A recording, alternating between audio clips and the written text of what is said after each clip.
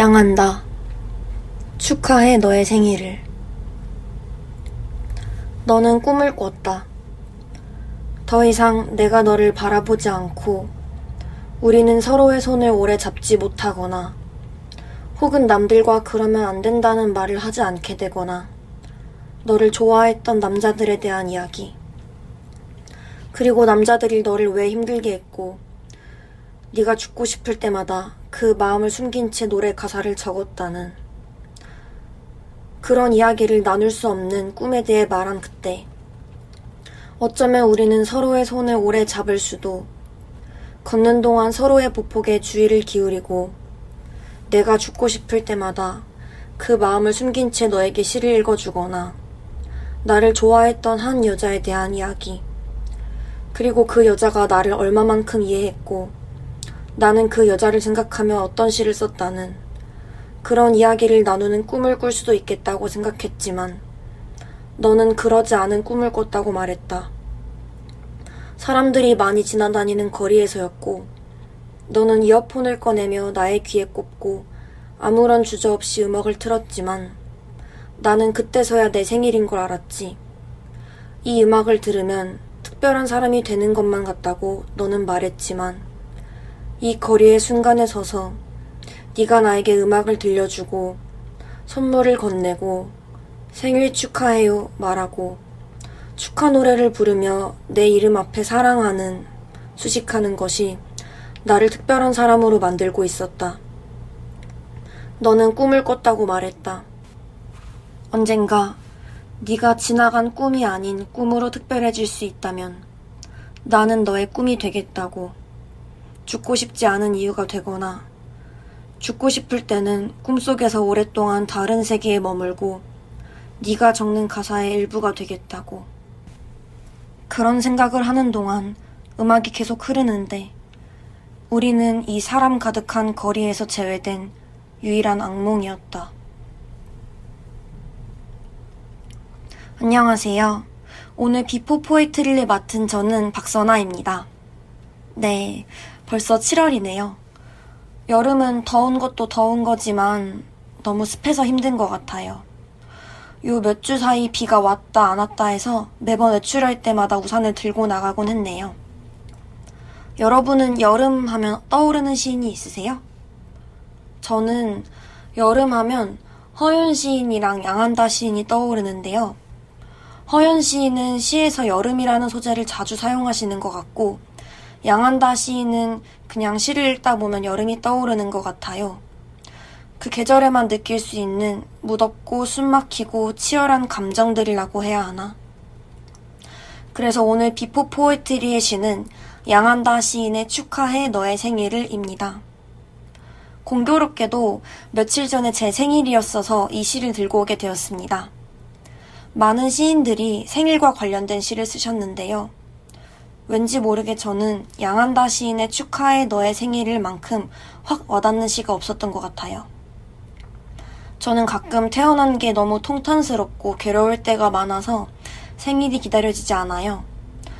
그런데 사람들이 저에게 선물을 건네고 생일 축하해요 말하고 내 이름 앞에 사랑하는 수식하는 것이 제 생일을 특별하게 만들어주는 것 같아요. 실은 이번 달에는 일이 많았거든요. 뭐 언제는 그런 게 없었냐마는 유독 여름마다 그런 것 같기도 하고요. 여름에 더 이상 의미 부여를 하기 싫은데 자꾸 그렇게 되네요. 그래도 이런 때에 많은 사랑과 축하를 받을 수 있어서 기뻤습니다.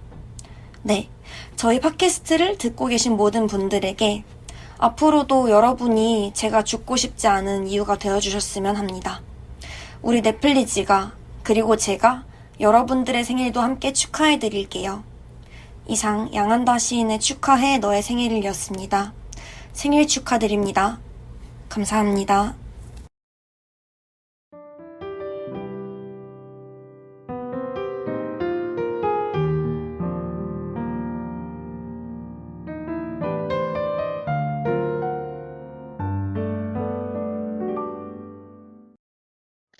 비 오는 거리를 걷다 보면 기름진 음식이 생각났다가 하얏튼 허무주의에 빠지기 십상이다.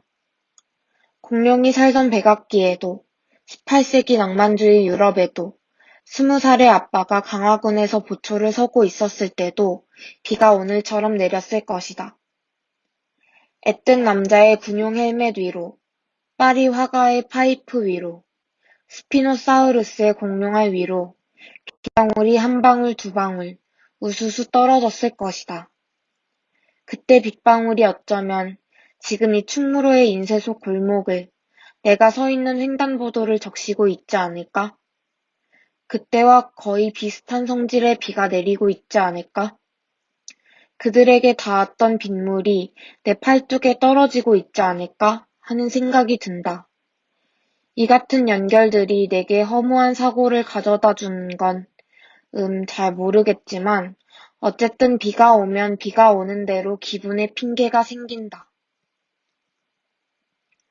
한국의 수도, 서울시에 거주한 지도 이제 햇수로 4년 차다. 나는 사투리에 콤플렉스가 있는 편은 아니고, 오히려 내가 사투리를 다 잊어버릴까 무서운 사람인데, 본가에 내려가지 않는 이상 나는 벌써 서울말 화자가 된 것 같다. 한편으로는 내가 이만큼 적응이 빠르다는 게 자랑스럽기보다 아쉬운 마음이 더 크다. 서울과 고향의 장마철 차이를 말해보자면 역시 개구리다.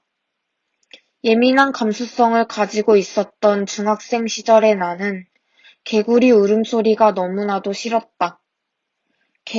개구리의 일을 하는 건 당연하지만 그땐 그랬다. 가뜩이나 밤이 되면 14, 5살인 나는 좀 더 센치해지는 법이고 개구리는 해가 기울고 나서야 더 크게 운다는 사실.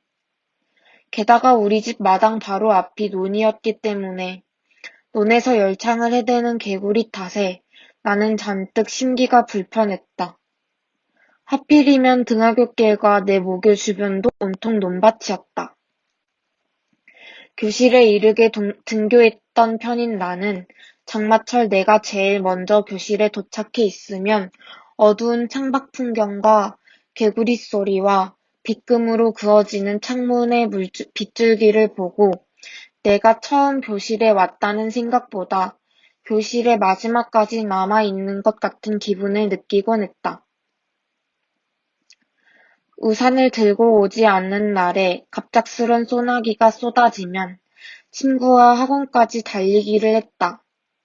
학원에 제일 먼저 도착해서 선풍기 자리를 차지하고 양말을 말려두었다. 고등학생 때 내 친구들은 가위바위보를 하고 진 사람은 운동장을 가로질러 비를 맞고 왔다. 이러한 폭우 속 장면은 2016년에만 있을 게 아니라 2015년에도, 처음 학교가 설립됐던 1984년에도 있었을 것이다. 젖은 검은 머리의 여고생이 이쪽부터 저쪽까지 대각선으로 흙 운동장을 걷는 장면. 그때도 비슷한 성질의 비가 내렸을 것이다. 비슷하게 창문에 매달린 학생들이 환호성을 쳤을 것이다. 조금 우는 소리를 해보자면 나는 여전히 우산을 챙길 머리가 되어 있지 못한 어른으로 성장했고 서울의 장마철에는 나와 함께 비를 맞아줄 리가 없다는 것이다. 지나가는 차에 빗물이 튄 경험은 많지만 개구리 소리를 들어본 기억은 없다. 그런 생각에 쓸쓸히 비를 맞으며 길을 걷다 보면 나는 횡단보도를 기다리며 젖고 있고 빗물이 눈에 들어갈까 신경 쓰여 눈을 찡그리며 신호등을 본다. 그때 신호등의 붉은 빛이 젖은 바닥까지 연장되어 일직선으로 뻗어 있는 걸 보는 기분이란 왠지 묘하고 80년에 20살이 된 아빠가 아버지를 여의고 농사를 짓던 아빠가 5월 18일 광주 민주화 운동에 가려다가 마을 할아버지가 절대 반대해서 나가지 못한 아빠가 본인의 집에서 꼬박 하루 정도는 걸렸을 광화군에서 군용 헬멧을 쓰고 바짝 긴장된 채로 보초를 서는 장면이 떠오르는 것이다. 건너편 횡단보도에 앳된 그가 장총을 들고 그렇게 서 있는 것이다. 나는 어린 아빠와 같이 비를 맞고 있구나. 우리 아빠는 당연히 사투리를 쓰고 나는 거의 쓰지 않고. 아빠가 할아버지 제사만 되면 술에 취해 하는 말이 있다. 위로 7명의 누나를 두고 늦둥이로 태어난 아빠는 귀하게 컸다. 할아버지는 아들 소식을 듣고 내 팔자에 무슨 아들이요? 했다고 한다. 아빠가 소학교에 다녔을 때 장마철에 마을 다리가 자주 잠겼고 할아버지는 7째 고모에게 우산을 들고 아빠를 마중 나가라고 했다고 한다. 고모는 우산을 쓰지 않고 장대비를 맞으며 우산을 깨끗하게 접은 채 아빠를 데리러 왔다고 했다. 서울의 비 오는 도로에 차 대신 공룡들이 지나가고 18세기 유럽의 화가들이 흰색 스타킹을 신고 여기서 저기까지 건넌다. 여고생처럼. 아주 어린 내가 지나간다. 연잎 우산을 들고 노란 장화를 신은 내가 지나간다. 친구와 웃으며 달리는 내가 지나간다. 어깨를 다 적신 내가, 사투리를 잊고 고개를 숙인 내가 지나간다. 사실은 정란운에 대해, 내가 창문에 있는 물자국 보는 것을 좋아한다는 것에 대해, 비 오는 날 빛의 연장에 대해 말하고 싶었다. 3가지를 말하려다 이렇게 말이 길어졌다. 오늘은 여기까지. 동굴. 비나 확 쏟아지게 해주세요. 날씨가 맑은 날은 슬퍼요. 햇빛이 쪼개져 마음을 찌르는 날은 그늘에 숨겨둔 꿈이 들썩거려요. 따가우니 들어오지는 마세요. 큰 바위로 입구를 막아버릴까 하다가도 안에서 썩어버릴까봐 겁이 나요. 차갑게 식어도 좋으니 물을 부어주세요. 마른 적 없이 질척거리는 게 불편해요. 그냥 비를 뿌려주세요. 흠뻑 젖어서 일어설 수 없게 만들어주세요. 힘껏 땅속으로 처박히는 빗줄기처럼 못내 소리쳐도 여기서만 아프게. 햇빛이 들어오면 말라버릴 거예요. 적당히 불쾌하고 무겁도록 축축하게. 말라서 사라지지 않되 그늘 밖으로 고개 내밀 수는 없도록.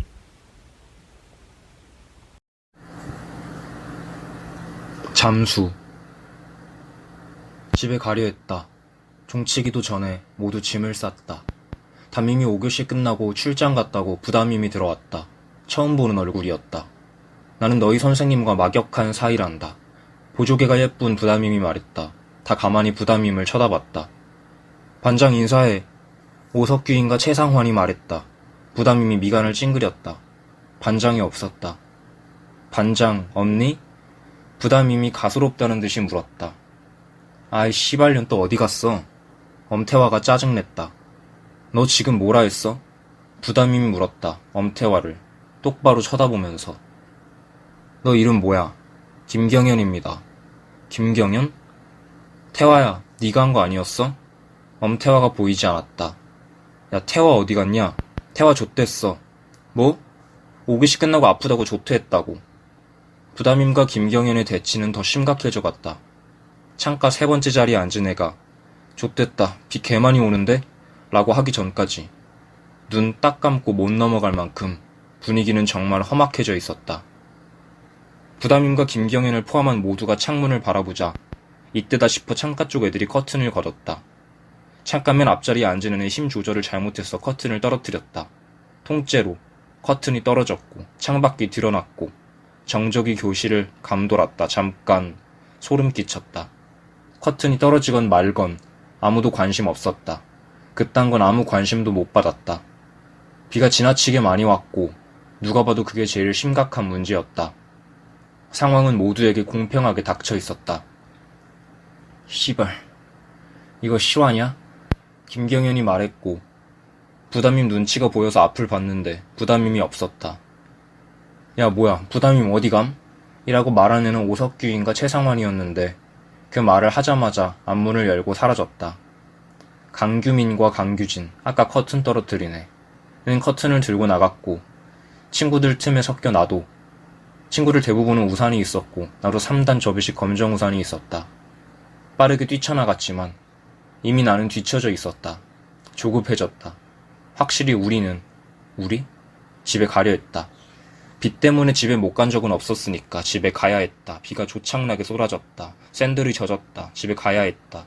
샌들에 알 수 없는 찌꺼기들이 잔뜩 들어와 맨발에 밟혔다. 홀딱. 맨발이 젖었다. 검은색 와이드 팬츠가 젖었다. 젖어서 무거워졌다. 무거워지는 와이드 팬츠가 젖었다.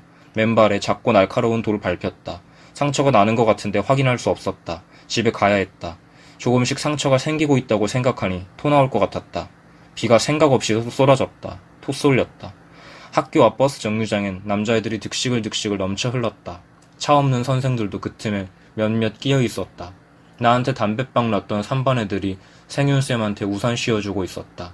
이해할 수 없었지만 용납되었다. 집에 가면 됐다. 버스는 오지 않았다. 학생이건 선생이건 집에 가야 했고 비는 심하게 많이 왔고 버스 도착 정보를 알려주는 전광판은 언제 작동했냐는 듯 꺼져 있었다. 발목이 젖었고 뒷목이 젖었고 팬티가 젖었다. 교복 입은 1학년들은 교복이 젖었고 추리닝 입은 3학년들은 추리닝이 젖었다. 각양각색으로 젖지 않고 천편일률적으로 쫄딱 젖었다. 토 쏠렸다. 생윤쌤 다리 훔쳐보고 있던 반장이 어떤 애 우산살에 왼쪽 눈을 찔려 피 흘렸다. 냅다 우산 던지고 눈 부여잡는다. 아까 맨발에 난 상처 자란 게 떠올려져서 토 쏠렸다. 생각 없이 비 쏟아졌다. 비는 우리들 물 쐴 틈 없이 점유했다. 한여름에 바싹바싹 붙어있는데 하나도 안 끈적댔다. 뜨거운 빗물 퍼붓는데도 다들 덜덜 떨었다. 집에 가고 싶어서 이가 떨어져 나갈 것 같았다. 기약 없는 버스를 언제까지 기다릴 순 없다며 몇몇이 택시를 잡아보려 했지만 잡히지 않았다. 사실 대부분은 그냥 가만히 서 있었다. 버스가 왜 안 오냐고 투덜대지도 않았다. 버스 정류장 바깥쪽 김경현이 보였다. 김경현 얼굴이 전면적으로 젖어 있었다. 안경이 빗물과 찌꺼기로 뒤덮여서 눈이 보이지 않았다. 불러도 이쪽을 쳐다보지 않았다. 나로 내 목소리가 들리지 않았다. 어쩔 수 없이 다시 가만히 있었다. 비는 그칠 생각이 없어 보였다. 천둥이 몇 번 쳤다. 상황은 모두에게 공평하게 닥쳐 있었다. 비는 그칠 기미조차 보이지 않았다. 3반 애들은 뭐가 그리 재밌는지 끊임없이 웃고 있었다. 고개를 있는 힘껏 젖혀봤지만 생윤쌤 표정은 보이지 않았다. 보이지 않는 위치에 내가 서 있었다. 추워. 온몸이 빗물에 샅샅이 점유당했다. 너무 많이 젖는 게 아닌가 싶어 우산을 살펴봤다. 멀쩡했다. 문제를 찾을 수 없었다. 집에 가면 됐다. 그래도 우산 든 자세를 재정비했다. 비는 더 세차게 내렸다. 더 깊숙이 젖는 게 당연했다. 이런 건 처음 겪는 방식이었다. 그러니까 집에 가야 했다. 여기 있는 사람들 다 그 생각했다. 그때 어떤 애가 욕하면서 뛰쳐나갔는데 검은색 승합차에 치였다. 시발 어떻게 해야 할지 아무도 몰랐다. 이젠 정말 다 겁에 질렸다. 어찌된 일인지 모두의 상황도 다 달라져 있었다. 등에서 땀줄기가 흘렀다. 어쩌면 비일지도 몰랐다. 아니다, 어쩌면 비가 아니라 그냥 땀이 젖은 걸지도 모르지. 119 좀 불러봐. 누가 어떻게 좀 해봐. 우리의 입술이 젖었다. 우리. 입술을 열 때마다 입안으로 빗물이 소용돌이 쳐들어갔다. 잠잠하게 이름 모르는 남자의 피가 젖은 발들 밑으로 동심원을 그리며 흘러왔다. 천천히 얼굴 위로 눈물하고 빗물이 섞여 흘렀다. 다시 천둥이 몇 번 쳤고 악을 지르며 비가 내렸고 비가 내릴 것이라는 날씨 예보를 보고 대부분의 사람들이 우산을 가지고 나온 날이었다. 이 모든 현상에는 오차가 없었고 나는 집에 가야 했다. 그런데 나는 집이 없잖아, 씨발 것들아. 나는 우산을 접어 누군가의 대가리를 후려쳤다. 얼굴 위로 쏟아졌다. 흥건하게.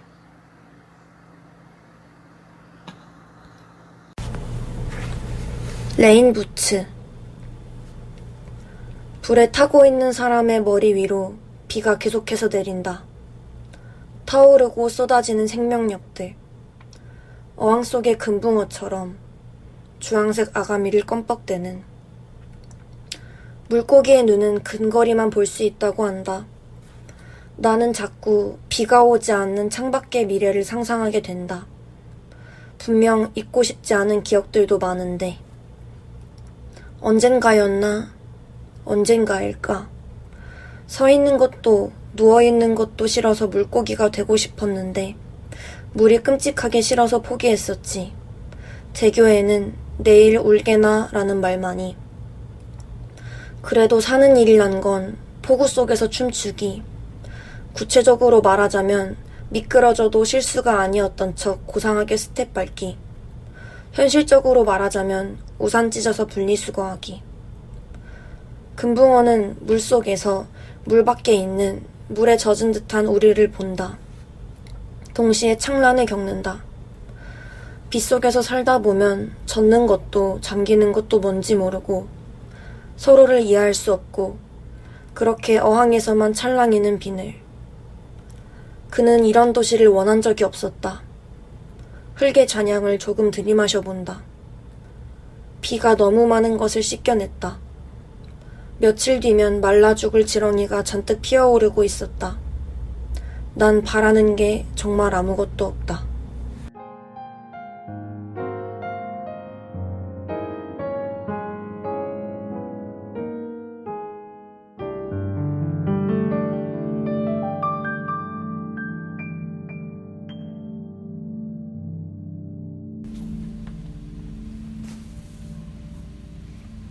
네, 안녕하세요. 7월달 안녕하세요. 넷플릭스에 오신 걸 환영합니다. 환영합니다. 환영합니다. 짝짝짝. 환영합니다. 여러분들, 반갑습니다. 앞에서 읽어드린 커버 스토리 듣고 다들 이번 달 주제를 어떻게 생각하셨을지 궁금한데요. 뭔가 전체적으로 조금 축축하고 비가 오는 이미지의 이야기들이었던 것 같은데,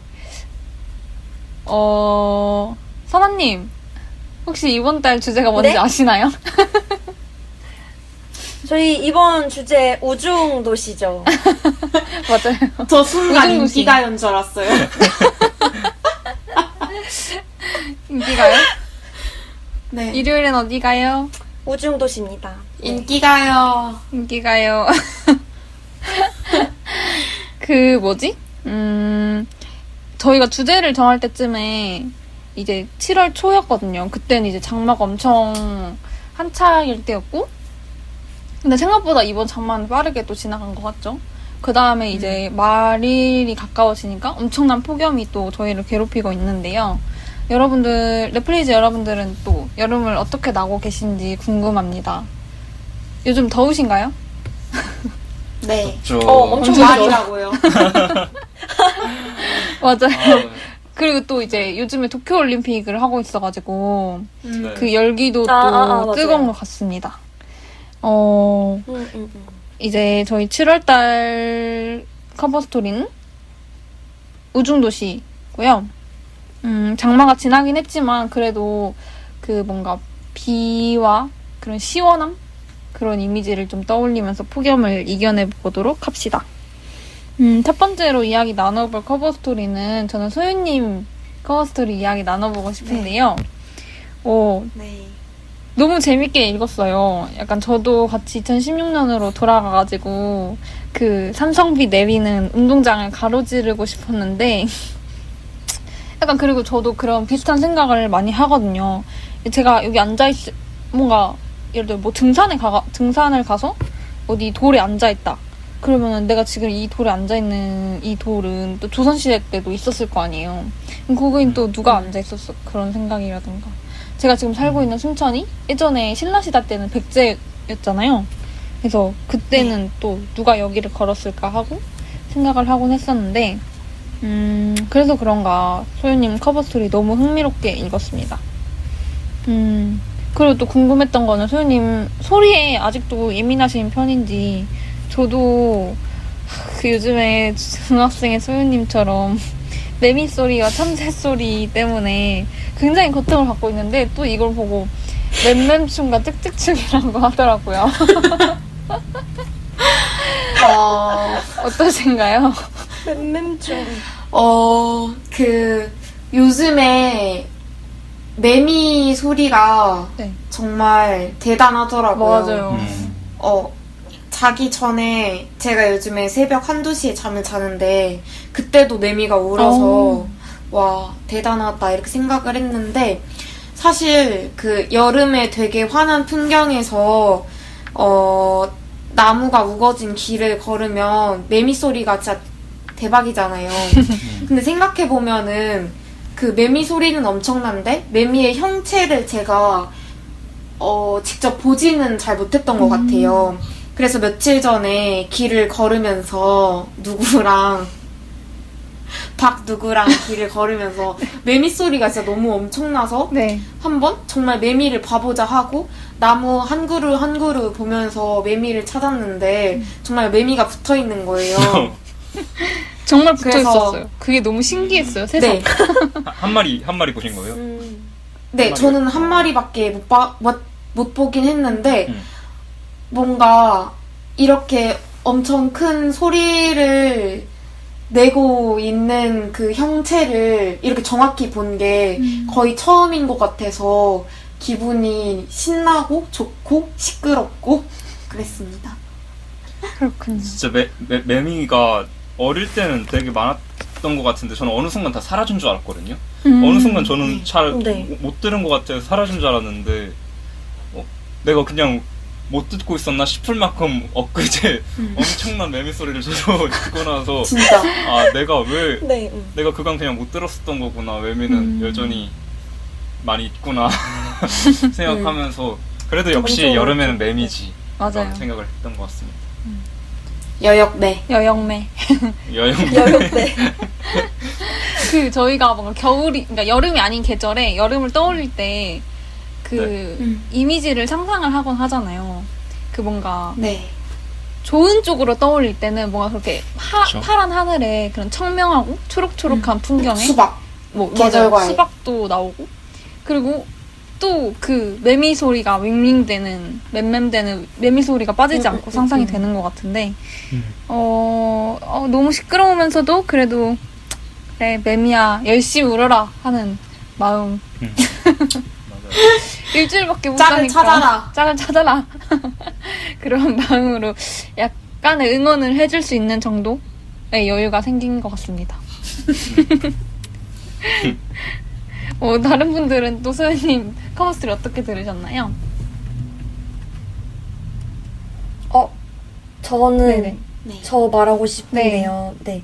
소희님 커버 스토리 언제나 재밌게 잘 읽었고, 이번에도 되게 재밌게 읽었는데, 그 약간 그런 말이 있었잖아요. 뭐, 비가 오면은 비가 올 때 기분이 생긴다? 약간 그런 문장이 있었던 것 같은데, 그래서 장마라는 거는 소윤님한테 여러 생각을 불러일으키는 그런 존재구나 싶었거든요. 저는 장마가 너무 싫어서 진짜 아무 생각도 안 들고 그냥 집에 가고 싶고 집에 있어도 계속 집에 가고 싶다는 막 그런 생각이 드는데요. 그러면은 장마, 그러니까 비가 그치고 나면은 거리를 걸을 때 보통 무슨 생각을 하는지 좀 문득 궁금해졌습니다. 저는 진짜 원초적인 인간이어가지고 네. 그냥 딱 그래 덜 더워서 좋다 이런 생각을 하는데 장마가 끝나고 나면 무슨 생각을 하지? 지금 생각해. 장마가 끝나고 나면 엄청 더운 여름이니까 음. 약간 보통 그런 때는 어떤 생각을 하는지. 아 쨍쨍할 때요? 네. 진짜 환하다 거리가. 아 이건 생각이 아니라 느낌이죠. 이거니까 진짜 죽겠다. 아 이것도 느낌인데? 근데 무슨 솔직히 다른 말해서 분들은, 무슨 생각이 들지 않을 정도로 너무 눈부시지 않아요? 거리 밖에 나와 있는 것 자체가 너무 힘드니까. 생각보다 느낌이 강해지는 걸 수도 있겠네요. 맞아요. 오 느낌이. 좋다. 오. 왜 이래? 생각보다 느낌이 강해진다. 생각보다 느낌이 오. 강해진다. 메모. 오 메모.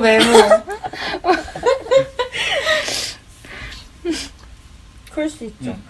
여름, 그러니까 보통 저는 근데 항상 뭔가 느낌보다 생각이 되게 너무 많아서 생각이 진짜 모든 걸 압도한다는 그런 인간이어가지고 사실 장마가 올 때는 뭐 너무 싫어서 별 생각이 안 든다고 했지만 그때는 약간 생각이 너무 넘쳐서 아예 안 든다는 좀 그런 약간 마비가 된 느낌일 수도 있고 평소에 더울 때는 저는 느낌보다 그냥 눈에 보이는 걸 그대로 다 생각하는 것 같아요. 막 앞에 출근하는데 앞에 가방 메고 약간 좀 교수님처럼 보이시는 분 계시면 저 교수님은 어느 과의 교수님일까 막 그런 생각 들고 아니 근데 지금 10시인데 아직도 안 가셨다고? 수업이 대체 몇 시에 있길래 여기 계신 걸까? 막 그런 생각부터 해가지고 되게 막 아니면은 좀 원래 나보다 뒤에 있었는데 그 사람이 나를 앞질러서 가고 있으면 저 사람은 걸음걸이가 어떻게 됐길래 나보다 빠르게 가는 걸까? 막 약간 그런 생각도 하고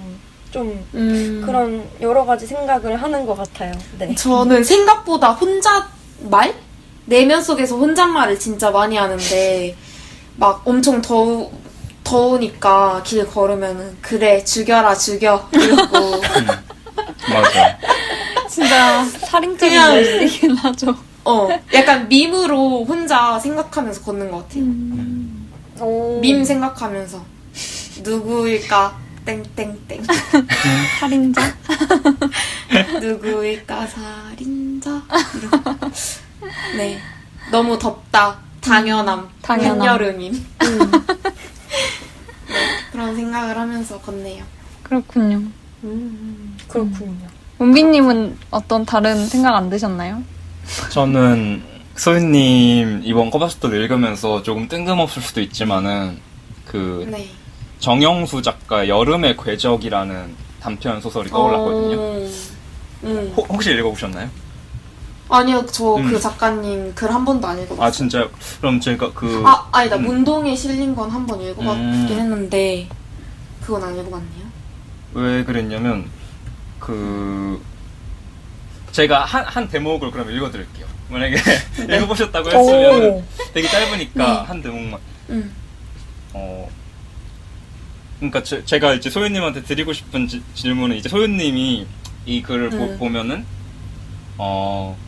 이 비 오는 거리, 비 오는 도로를 이렇게 걸으면서 진짜 뭐 머나먼 과거까지 생각하잖아요. 공룡 시대까지 떠오르고 뭐 18세기 유럽의 화가들 또 1980년 이렇게 막 지나간 어떤 그런 과거들에도 비 오는 거리가 있었을 것이고 비 오는 도로가 있었을 것이고 그것이 어떤 이렇게 연결되는 되게 뭔가 이런 시간에 대해서 생각해보게 만들기도 하는 이런 에세이를 써주셨는데 이런 대목이 전 떠오르더라고요. 여름의 궤적이라는 소설의 한 대목인데요.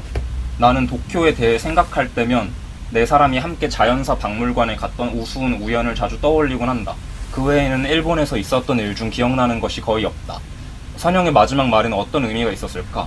이제 와서 생각해봤자 아무 소용이 없는 일일 것이다. 그런데 이상하게 그때의 자연사 박물관과 인드리쿠테리움을 떠올릴 때면 과거가 아닌 오히려 먼 미래에 대한 상상에 빠져들게 된다. 아주 먼 미래에 대해. 나와 선영과 미유키와 마사히로가 모두 사라지고 우리를 기억하는 사람 또한 아무도 없는 아득히 먼 미래에 대해. 자연사 박물관도 인드리코테리움의 뼈대도 언어조차도 남아있지 않은 아주 먼 미래에 대해서 말이다.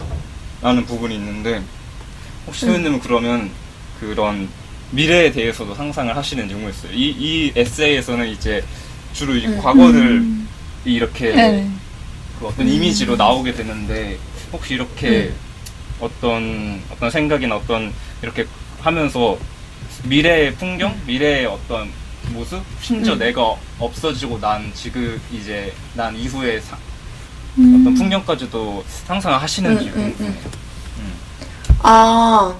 뭔가 되게 날이 좋거나 엄청 근사한 건축물 같은 걸 보고 있으면은 여기에 다음에 누구랑 오게 될까? 이런 뭔가 되게 긍정적인 생각을 하게 되는 것 같은데요. 근데 장마가 뭔가 되게 요즘 날씨가 재난적이잖아요. 그러다 보니까 뭔가 긍정적인 사고보다는 더 부정적으로 생각이 흐르는 것 같아요. 그래서 미래에 대해서 생각을 하면은 진짜 망하겠다. 망해서 어떻게 되겠다. 우리 조카들 어떡하지? 이런 생각밖에 안 드는 것 같아요. 너무 슬프지만. 그치만 좋은 건물이나 그런 풍경을 보면 미래가 산뜻한데 뭔가 이런 기후에서는 좀 그런 것 같아요. 맞아요. 건축 좀 재난 진짜 건축물. 재난적이라는 거. 맞아. 엄청 살아있을 멋진 수 있을까요? 건축물도 언젠가는 뭐 부서질 수도 있고 맞아. 그쵸. 생각을 하면 되게 허물고. 그렇죠. 그래서 되게 맞습니다. 그런 여러 생각을 하게 해주는 에세이였던 것 같아요.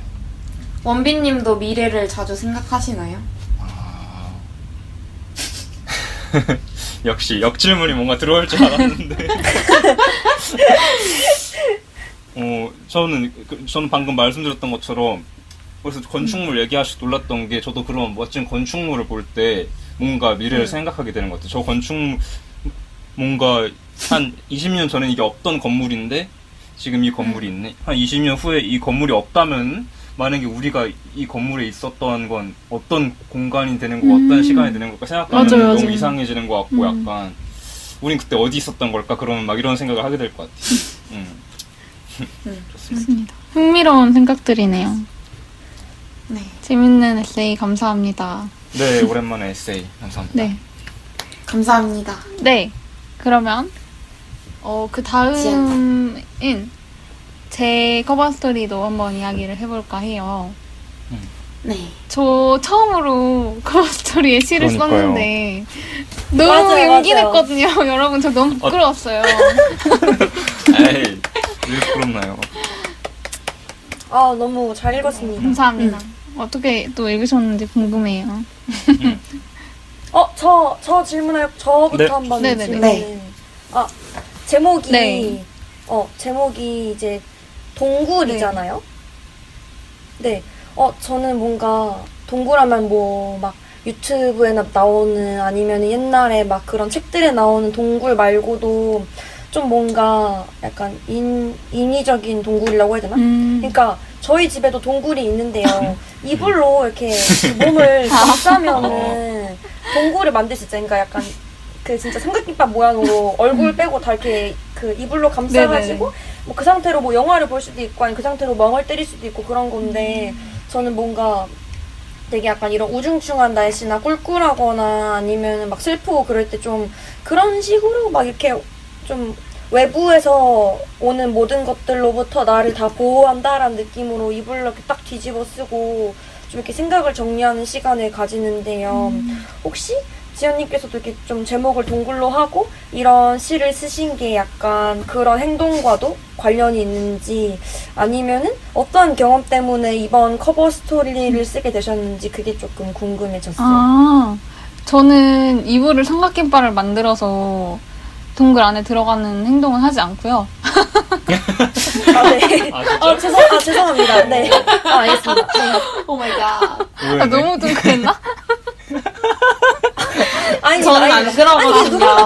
누구나 한 번쯤은, 그러니까 한 번쯤은 좀 약간 이불에서 뒹굴거리다가, 으악 이러다가 약간 좀 하지 않나. 오, 그런가요? 저는 죄송합니다. 책상 밑에 말 들어가는 거 이어가주세요. 좋아했어요. 아, 어렸을 때. 책상 밑에요.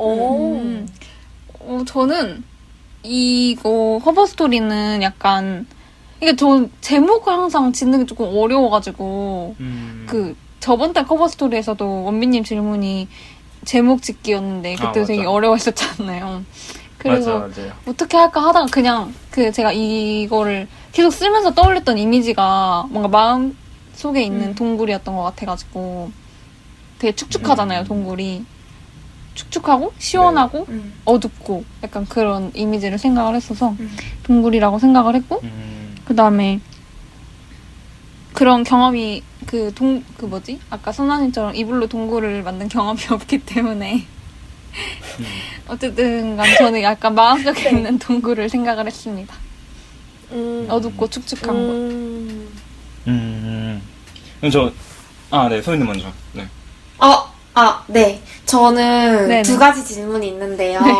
지연님의 동굴에는 어떤 워터프루프에 무엇이 있는지랑 네. 그리고 중고등학생 때 아니면 초등학생 때 또 더 나아가서 유딩 때나 대학생 때 네. 동굴 들어가는 체험 같은 거 해본 적 있는지 그런 것도 궁금했어요.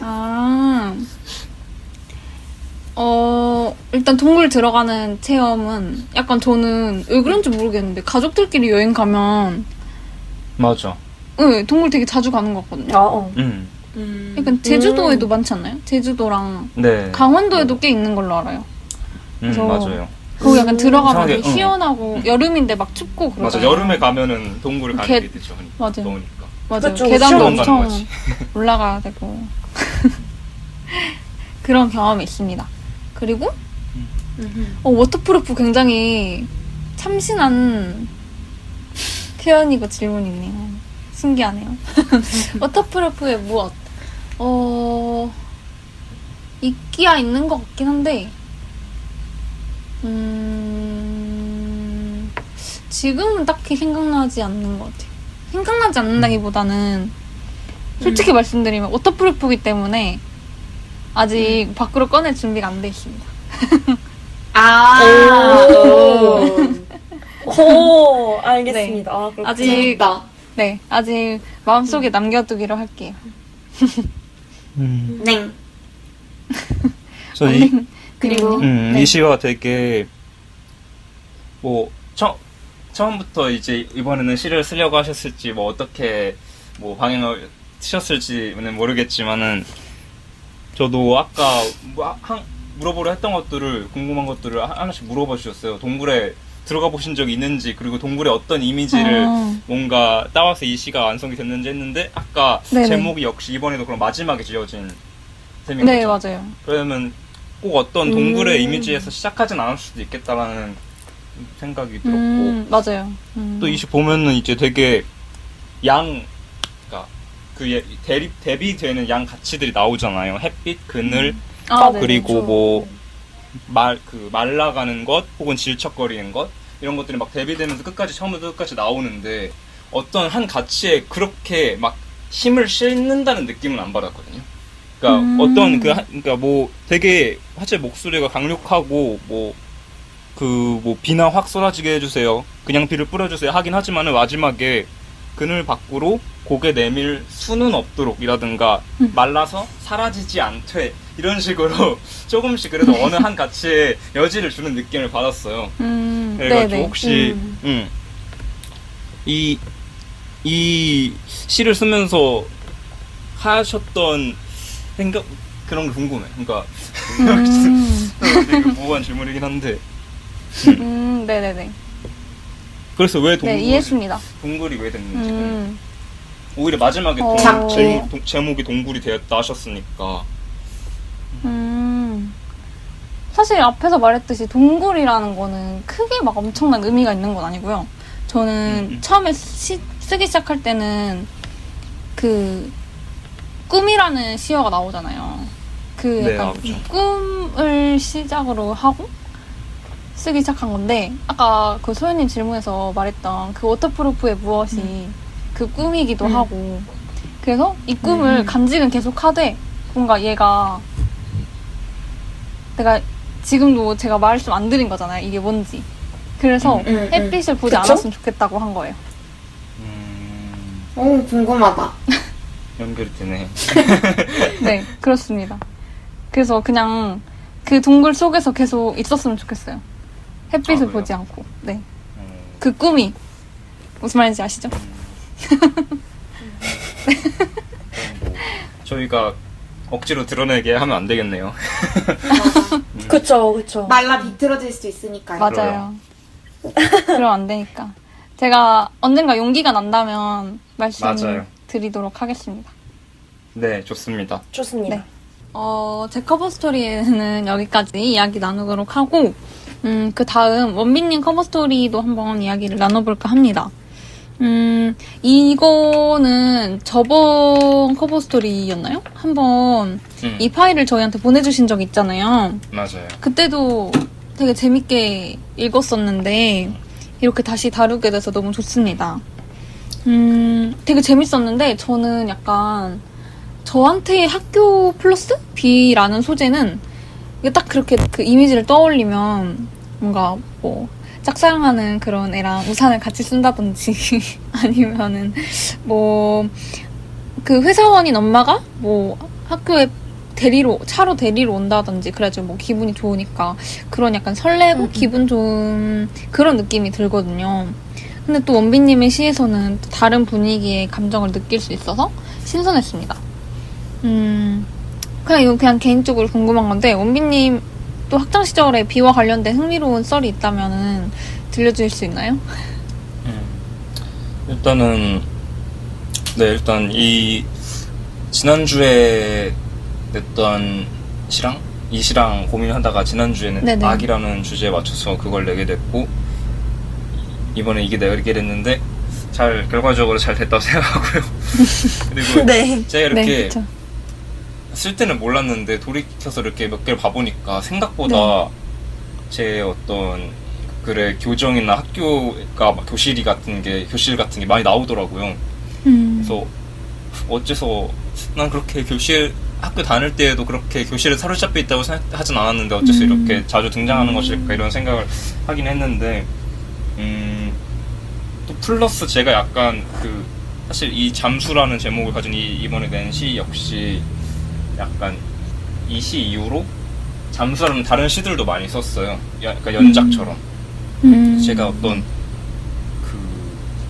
폭우? 저번에도 말했지만 그런 이미지에도 약간 사로잡혀 있는 게 있어서 그러니까 교실하고 비가 그래서 합쳐졌을 때는 저는 그런 것 같아요.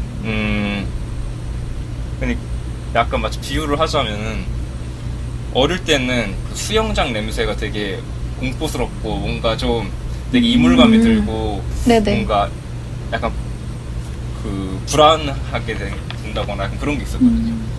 그런데 지금은 되게 그건 것마저 그게 이상하게 싫은데 좋은 느낌이 있으니까 좋은 싫음? 그런 것처럼 비가 오는 것도 축축하고 좀 막 낯선 냄새가 나고 이런 것들은 되게 싫고 이물감에 들고 이런 뭔가 좀 불편한 그런 기분인데 그게 이제 교실하고 합쳐질 때는 뭔가 이상한 향수로 남게 되는 것 같아, 지나갔을 때. 그래가지고 지금 생각해보면 뭔가 뚜렷한 어떤 에피소드가 있다기보다는 네네. 그런 여름에 한 6월쯤에 학교에서 비 왔던 날들 혹은 그 냄새, 그 소리의 울림 약간 이런 것들 그런 것들이 되게 강렬한 이미지로 남아있게 한 것 같아요. 그래서 나오는 편. 맞아요. 또 거의 대부분의 소재가 학교나 교실이라는 그 소재와 합쳐지면 확실히 뭔가 기억 보정이라고 하죠. 추억 보정? 그런 게 되는 것 같아요. 되게 더 강렬하게 기억에 남을 수 있는. 또 다른 분들은 어떻게 들으셨나요? 네네, 선아님. 네. 저 진짜 죄송한데 제가 지금까지 에어컨 틀고 있었어가지고 빨리 끌게요. 아, 괜찮아요. 그냥 하세요. 안 괜찮아요? 그냥 켜요?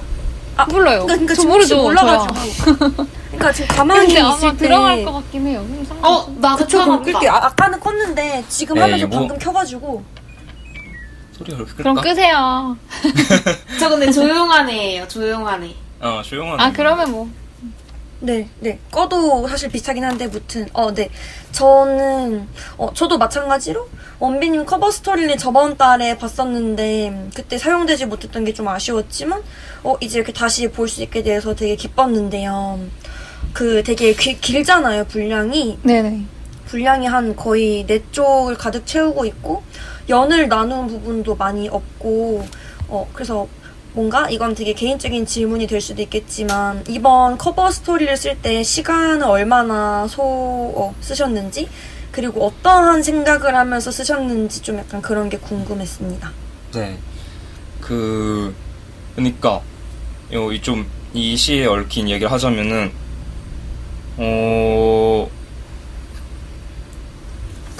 아까 지연님이 어떤 그 학창 시절 비와 관련된 어떤 아름다운 기억들 얘기해준 것처럼 저도 물론 그런 기억들이 있지만은 언젠가 한번 정말 비가 말도 안 되게 왔었던 날이 있었거든요. 고등학교 때. 네.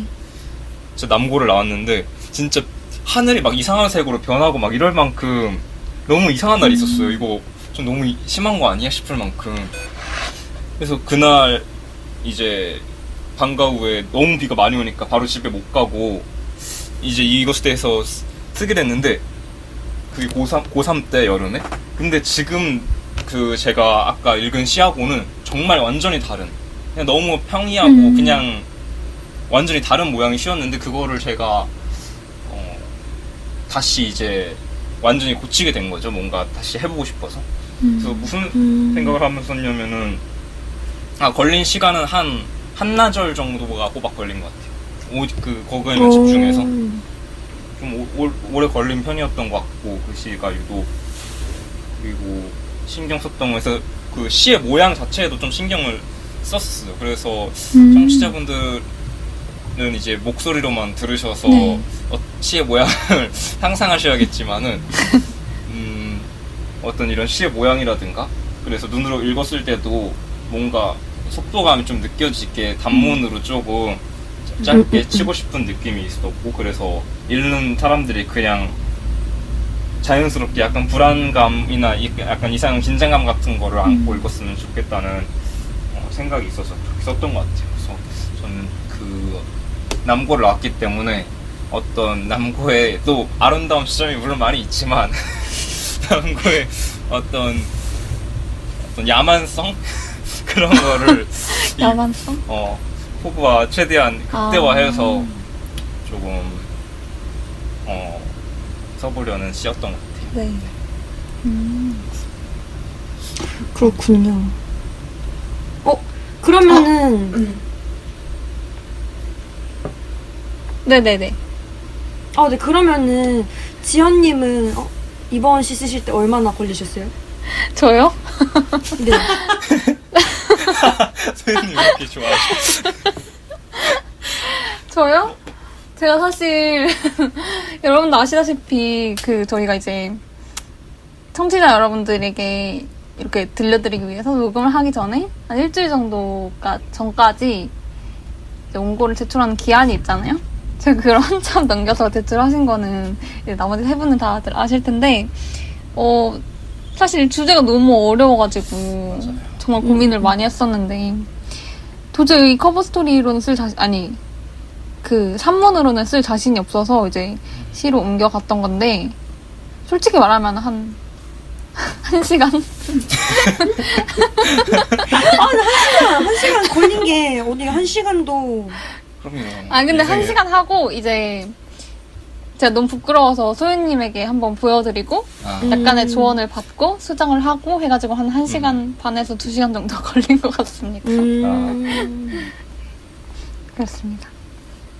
네. 그냥 갑자기, 원빈님도 시 쓰셨고, 지연님도 뭔가 시였으니까, 과연 얼마나 걸렸을까 하는 그런 생각이 들었어요. 근데 또 그 원빈님 한나절? 반나절 걸렸다고 하셨나요? 원래 그 정도 걸리세요? 좀 천차만별인 것 같긴 한데, 그러니까 그쵸. 뭔가 이렇게 쓸 때는 휘리릭 써지는데 조금 이런 다 쓰고 나서 이게 완성이라고 마음을 먹기까지 시간이 좀 오래 걸리는 맞아요. 것 같아요. 그냥 내가 좀 익혀야 돼요. 그런 시를 좀 배치도 다시 한번 이렇게 저렇게 해보고 산문으로 하는 게 나을까 아니면 이렇게 하는 게 나을까 이런 거 생각하다 보면은 선뜻 완성이라고 마음 못 먹는 것 같은 느낌이 있어요. 그렇군요. 네. 저는 이게 참 재밌었는데요. 되게 낭독을 많이 고려한 느낌이 들었어요. 아 정말요? 맞아요. 저도 그렇게 느꼈습니다. 저는 근데 그런 시 되게 좋아하거든요. 장난꾸러기 같잖아요. 여기 안에 목소리가 되게 많거든요. 네. 경연이도 막 있고 태화야 네가 한 거 아니었어? 이러고 대사가 많다 보니까 어쨌든 목소리가 여러 개가 있는데 이걸 낭독하는 탁원빈이 상상이 가더라고요. 그리고 되게 시가 재밌어요. 왜냐 되게 유머러스한데 사실 엄청 무겁기도 무거운데 이런 장난꾸러기가 있어서 좋은 것 같아요. 예를 들어서 괄호 치고 말하는 거? 그런 게 너무 맞아요. 가로치고. 너무 웃겼는데 뭔가 저는 그냥 다르지만 그 파수꾼 영화 생각났거든요. 그것도 되게 야만적인 소년들의 그쵸. 이야기잖아요. 몸은 다 컸지만 할 말이 있었는데 그랬고요. 아무튼 너무 이렇게 그리고 무마. 이 시가 저는 좀 되게 좋았고 박원빈이 똑똑하다라고 생각한 게 이게 무서워. 이게 A4 가로로 이렇게 쓰인 시거든요. 그리고 왼쪽에 이렇게 줄이 있고 오른쪽에도 이 시가 있단 말이에요. 네네. 네. 그래서 딱 읽었을 때 이거를 첫 번째 연을 읽고 2페이지로 넘어가서 이렇게 세로로 읽는 방식이 있고 왼쪽에 읽고 그 다음에 오른쪽으로 읽고 이렇게 읽는 방식이 있단 네네. 말이에요. 저는 이게 또 나름대로 읽혀서 재밌고 이런 구조가 그렇더라고요. 아무튼 탁원빈님 오. 이거 낭독을 고려하고 이 아, 앞에 네. 있는 독자들을 고려하고 쓴 시가 맞는지 아, 연극 같은 느낌? 맞아요. 근데 저 그런 연극적인 시들도 참 좋아하는데, 지금 저희가 이제 아직 저는 이게 녹음을 저희가 따로 하기 때문에 제가 시 녹음을 아직 안 했거든요. 네네네. NG가 이제 많이 날 것 같아요. 그 중간에 욕도 있잖아요. 그쵸? 맞아요. 혼자 궁금하네. 하면서 NG가 많이 날 것 같고, 그리고 좀 욕도 있고 이래가지고 제가 너무 민망한데, 사실. 지금 좀 가장 지금까지 녹음 중에 고난이 예상되고요. 사실 낭독용으로 그렇게 생각한 건 아닌데, 네. 아, 민망하네요. 네. 약간 이제 독자분들은 먼저 듣고 이 이야기를 듣는 거잖아요. 그렇죠. 그러니까 그러다 저도 계속 보니까 그거 생각하게 약간- 되더라고요. 네, 지금 어떻게 청취자 말해야 여러분들 할까? 약간 비하인드 스토리를 듣는 기분일 것 같아요. 약간 시간에 역순들을 듣는 기분이시겠네요, 청취자분. 잘 읽었습니다. 네, 네, 잘 읽었습니다. 감사합니다. 그러면 마지막으로 이제 선아님 커버 스토리에 대해서도 이야기를 나눠보겠습니다. 메인 부츠. 선아님 커버 스토리도 굉장히 인상 깊었어요. 네. 중간에 나왔던 폭우 속에서 춤추기, 그 다음에 미끄러져도 고상하게 스텝 밟기, 너무 유쾌한 인생관이었다고 생각을 합니다. 저도 네. 그 영화, 이거 어떤 영화인지는 잘 기억 안 나는데 스텝이 꼬이면 그게 바로 탱고라는 대사가 나온 영화가 있잖아요. 그 네. 대사를 저도 굉장히 좋아합니다. 스텝이 그게 아마 그 꼬이면 당신의 바로 눈동자의 탱고. 건배? 그 영화에서 나왔던 걸로 기억해요. 아닌가? 어떤 거요? 당신의 눈동자의 건배. 그 아. 대사, 그게 근데- 아닌가? 모르겠어요. 그리고 안 이 나오네. 명대사라고 되게 많이 뜨긴 하는데 그렇구나. 좋다. 그렇구나. 이런 게 있었구나. 네. 어쨌든. 그렇군요. 근데 사실 그렇게 쓰긴 했지만 네네. 쉽지가 않잖아요. 어떻게 사람이 폭우가 오는데 우산 찾으려고 막 달려들고 편의점에 막 뛰쳐가지 춤추기가 되게 어렵고 미끄러질 뻔했는데 어떻게 아무렇지도 않은 듯이 좀 그러기가 되게 민망하잖아요. 뭐 그렇지만 사실 실행하기 되게 어려운 그런 말들인 것 같아요. 제 생각에는. 어렵지만 할 수 있다고 생각합니다. 오. 막상 해보면 별거 아니지 네. 않을까요? 나중에 한번 비 올 때 만나서 지연님의 스텝을 한번 보여드리도록 하겠습니다. 네. 너무 좋아요. 저 한 번쯤 해보고 싶었거든요. 그래요? 약간 비에서 비 막 쏟아지는데 춤추는 거 그런 거요? 비 속에서 춤을 추든 울든 뭐 뛰어다니든 뭐든 하고 싶어요. 오. 그냥 생각. 네. 되게 영화 같다. 좋네요. 다른 분들은 어떠셨나요? 저는 선아님이 좋아하는 향이 좀 궁금했어요. 이 시를 읽고. 뭔가 시 속에서 향기가 났다고 해야 되나? 그래서 선아님이 좋아하는 향이 뭔지, 어떤 향수 같은 냄새 말고, 에어컨 냄새라던가, 비 온 뒤에 흙향이라던가, 주차장 냄새라거나 하는 것들? 어떤 냄새를 좋아하는지 궁금했어요. 향수 냄새도 괜찮고. 저는 일단 좀 그거를 계절에 비유하자면 저는 여름 냄새는 진짜 싫어하는 것 같고요. 그러니까 여름 뭔가 냄새도 맡을 수 없이 되게 답답한 느낌이라 그 향을 맞아요. 알아차리는 게 좀 힘든 느낌이고, 왜냐하면은 막 그 여름에도 가끔 이제 집으로 돌아가는 길이면 트럭이나 아니면 그런 데서 뭐 과일 팔거나 순대나 그런 거 파시는 분들 되게 많은데, 이상하게 겨울이나 막 가을에는 그런 냄새가 잘 들어오는데 여름에는 그걸 맡기가 힘들더라고요. 그래서 일단 여름은 여름 향기, 뭐 여름 냄새 그런 건 좀 싫고, 그래서 오히려 뭔가 겨울에는 겨울에도 뭔가 그런 걸 수도 있겠지만 되게 코끝이 시린 냄새라고 해야 되나? 그냥 겨울 공기라고 해야 되나? 냄새라기보다는 느낌이라고 하는 게 더 맞을 것 같은데, 좀 뭔가 그 차갑게 막 싹 하는 그런 맞아. 게 좋고요. 뭔가 그리고 뭐 인위적인 향기로는, 이것도 인위적인 향기인가? 이불 냄새인데요. 근데 그 이불 냄새가 저희 자취방에 있는 게 아니라 본가에 있는, 그러니까 왠지 모르겠는데 빨아도 약간 좀 저희 집에서만 나는 약간 그런 좀 뭐 어떻게 보면 쿰쿰하다고 할 수도 있겠지만, 뭔가 저는 그 포근한 냄새가 좋은 것 같아요. 있죠. 향수는 웃긴 게 나무, 그러니까 약간 우디향 그런 거 좋아하는데, 문제는 제가 뿌리는 건 싫어하고 남이 뿌린 걸 맡는 건 좋아합니다. 그럼 사나님은 향수를 잘 안 뿌리시나요? 향수, 네, 저한테는 안 뿌리고, 그래서 그 북퍼퓸은 되게 많아요. 어허. 지금 여기도 바로 데미안 향수가 있고, 궁금하다. 그리고 저기에 팔이 안 닿는 곳에 교보문고 향수가 지금 2개가 있어요. 네. 어째선지 모르겠는데 생일 선물로 2개를 각자 다른 분이 보내주셔가지고, 감사합니다 하고 받았습니다. 네. 향해 본 거지죠, 교보문 거는. 그쵸. 근데 또 이게 집에 뿌리면 약간 좀 미니 교보문고의 느낌이 나려나 싶어서 딱 뿌려봤는데, 그건 또 그냥 아니구나. 그거 그냥 우리 집에 그냥 냄새 약간 이런 느낌이었습니다. 네.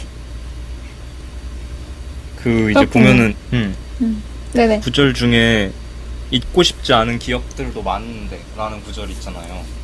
일단 네. 선우님은 기억력이 좋은 편이신가요? 좋을 것 같아. 진짜 특정 장면들, 근데 그 특정 장면이 누가 봐도 아무런 게 아닌데 진짜 오래 기억하는 것 같아요. 근데 그래서 되게 좀 의외로 사람들이 못 기억하는 걸 잘 기억하고, 근데 또 반면에 다 기억하는 거 혼자 기억 못하는 맞아. 좀 약간 그런 청개구리 기억력인 것 같아요. 좀 별거 아닌 되게 사소한 것들, 되게 독특한 것들 잘 기억하시는. 네. 저는 그러면 약간 기억이 이시에서가고가 아니더라도 어떤 삶에서 기억이 약간 어떤 뉘앙스로 기억을 가지고 사시는지 궁금해요. 그러니까 어떤 기억은 네. 잊고 싶지 않아도 잊혀지기도 하잖아요. 그쵸? 그래서 이시에서도 잊고 싶지 않은 기억들도 많은데 라고 하셨는데, 기억이 사라진다는 것이 뭐 어떤 느낌으로 있으신지 궁금해요. 저는 뭔가, 제가 질문을 잘 이해한 건지는 모르겠지만, 분노에 가까운 것 같은데, 그러니까, 잊고 싶지 않은 것도 많은데, 진짜 꼭 잊고 싶은 것도 약간 동일한 시간 선상에서 일어난 그런 것들이 많아서, 어쩔 수 없이 막 잊으려고 하고 그러면은, 얘네 기억하고 싶은데 또 잊어야 되는 거야, 화가 나고. 근데 그렇다고 또 그거를 냅두자니, 얘네 너무 잊고 싶은데 화가 나고. 약간 그래서 저는 항상 약간 추억 회상할 때마다 화가 나는 것 같아요. 왠지 모르겠는데 되게 약간 부득부득 이를 갈게 되는 그런 게 많아요. 근데 되게 좀 참 성인이라고 하셔야 되나? 되게 멋있는 분들 보시면은, 나는 내가 싫어하는 사람들, 뭐 나를 욕했던 사람들 다 용서했어 이러는데, 저는 그러질 못하고 있으니까 약간 나는 그런 사람이 될 수 없나 싶기도 하고 좀 그런 것 같습니다. 그러니까 기억하고 싶은 것하고 기억하고 싶지 않은 것이 따로 분리될 수 있는 게 아니라 동시에 이렇게 연계되고 혼재되어서 존재하기 때문에 그런 일이 발생하는 것 같기도 합니다. 약간 그냥 양가 감정인 것 같기도 하고. 어쩔 수 없는 측면도 있는 것 같고. 맞아요. 그렇군요. 흥미로웠어요. 교수님? 교수님? 방금 되게 교수님 같았어. 알겠습니다. 박선 학생 들어가셔서 좋아요. 감사합니다. 네, 감사합니다. 7월호죠? 넷플릭스. 여기까지 네 분의 커버 스토리를 다 들어봤는데요. 네. 재밌는 어떻게 시간이었습니다. 저희 지금 이제 에어컨 소리나 그런 것들 때문에 굉장한 더위 속에서 네 분 녹음을 해주시고 계시는데, 그래서 조금 뭔가 다른 때보다 처졌을 수도 있을 것 같고, 근데 또 재밌었어가지고, 청취자 여러분들은 어떻게 들으셨을지 궁금합니다. 맞아요. 청취자분들은 시원하게 들으시길 바랍니다. 시원하게. 그러게요. 그렇죠. 네, 시원한 곳에서. 아무래도 주제도 주제다 보니까 네. 어떨지 궁금하네요. 그리고 이제 또 끝까지 들어주신 분들은, 여기까지 들어주신 분들은 또 이 긴 시간에도 불구하고 다 들어주신 것 같아서 정말 감사드리고요. 또 마지막으로 이 긴 시간에 대해서 한번 피드백을 해주셨으면 어떠나 싶어요. 왠지 저희 커버 스토리 지금 약 7회차까지 오면서 7회차 맞죠? 7회차까지 오면서 좀 점점 길어지는 것 같아서 좀 걱정이 됐거든요. 맞아요. 점점 길어져요. 네네네. 그나마 오늘은 좀 짧은 것 같긴 한데, 과연 지금까지 들어주신 분들이 있을지도 모르겠고, 만약에 있다면 이 길이 이 질문도 이대로 길어지는 괜찮은가? 것 같은데? 마무리 멘트가 평소보다 제일 긴데. 알겠습니다. 빠르게 하겠습니다. 이 커버 스토리 분량 이대로 괜찮은가에 대해서 짧게라도 이제 피드백을 주시면 저희가 한번 고려해서 반영을 하도록 하겠습니다. 그러면 좋습니다. 정말 긴 시간 여기까지 들어주셔서 감사합니다. 감사합니다. 안녕.